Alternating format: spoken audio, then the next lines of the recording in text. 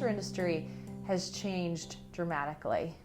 So when I joined TA Associates, basically it were the kind of people that were doing startup investing were kind of nerdy, kind of unique, very small industry. The industry was tiny, and we were really just solving problems for business, right? So technology, semiconductor, computing, networking, software, automation, that kind of thing. It was really, the main market was business, although there were some consumer companies, but not that many.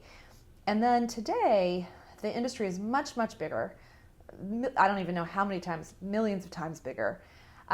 Venture capital has become an asset class. It has become a lot more professional, but maybe a little less passionate. I think it's more related to how do we make as much profit as we can now, as opposed to, in the olden days, everyone was really trying to change the world and make it better.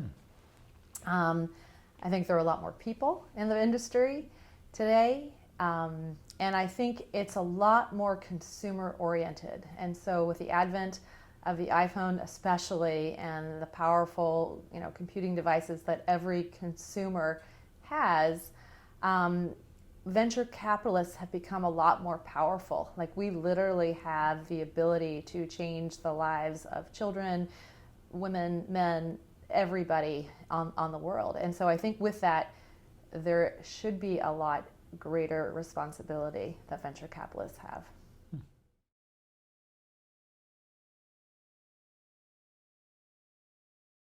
Well, I think they're very similar in many ways. I think the best entrepreneurs are the ones who see a problem that is a big problem that they will do anything to fix. The ones who see a big problem in business, or a big problem with security, or a big problem with something that's happening in society, and they are so passionate that they have to drop everything to actually solve that problem. And I think those entrepreneurs still exist.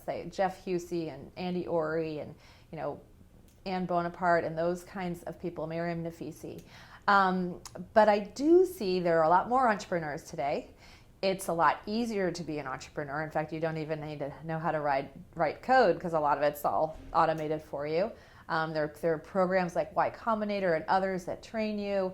There are actually entrepreneurship programs in universities, which they never had before.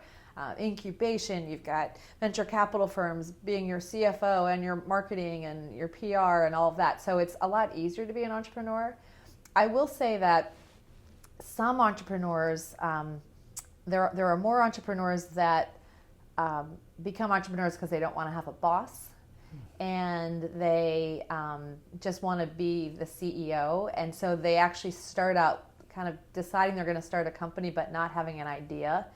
I actually think those are the worst entrepreneurs, because they're not passionate about the problem that they're solving, although I'm sure some tend to be successful. They're solving their own life problem. Right. So it's a life hack. So there are more of those, and so I try to be careful about that. But I still think there are a lot of really passionate people trying to solve real problems, and they do it because of the love of that. But it is kind of different too, because in the olden days, when you became an entrepreneur, people thought you were crazy, right? Because you were getting a salary cut, you had longer hours, you had reduced lifestyle. But I think now, when you're an entrepreneur, you'd probably get a raise. There's so much money, but it still is a lot of hard work.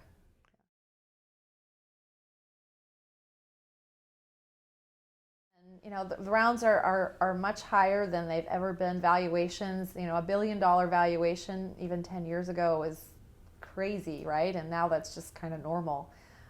There's a lot of capital from all over the world that wants to get into these companies, and I think there have been a lot of really great IPOs where people just couldn't get in them and couldn't get shares, like a Google or Facebook, without buying in the IPO. And I think a lot of these high valuations are really kind of pre-purchasing your IPO shares.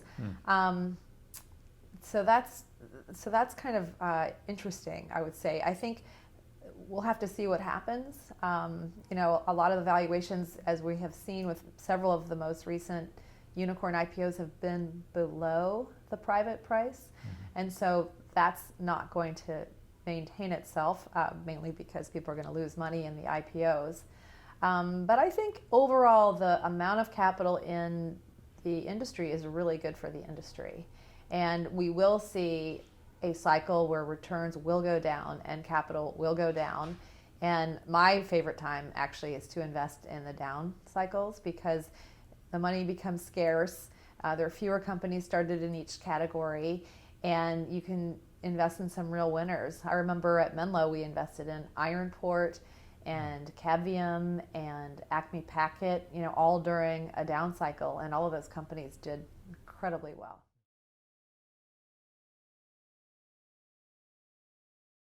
Yeah, so I always like companies that are solving hard problems.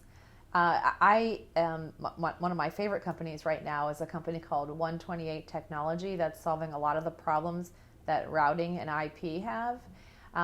IP was created over 30 years ago, and the intention of the internet, which was to be a self-healing network, is not where it is today, where you have baby monitors from China, on everything. And so that creates a lot of problems with security. It creates a lot of problems with performance. And I was looking for companies that would make the internet better. And so 128 is one that makes me very, very excited. I've always loved security companies. Sadly, it's a problem that's not going away, and it's almost an arms race between, the white hats and the black hats. I've been doing some AI investing and some machine learning investing. I think there's a lot of exciting potential in those areas. And then a little bit new to me, I would say, in the last 10 years is I've been investing in a lot of consumer companies.